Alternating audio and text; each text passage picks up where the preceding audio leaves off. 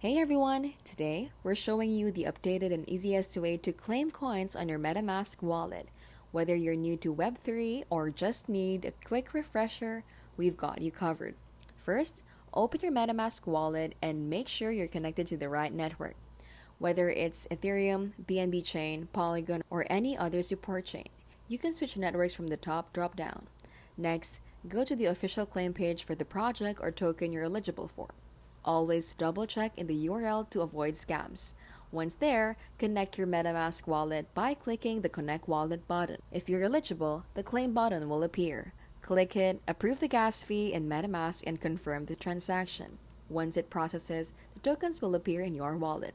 If you don't see the coin right away, no worries. Just click Import Coin and paste the contract address from the project's official site to make it visible. And that's it! You've successfully claimed your tokens using MetaMask in just a few steps. Have more MetaMask questions? Drop them in the comments below. Don't forget to like, subscribe, and hit the bell for more Web3 and crypto walkthroughs. This has been How to Literally, where we keep things smart and simple and scam-free.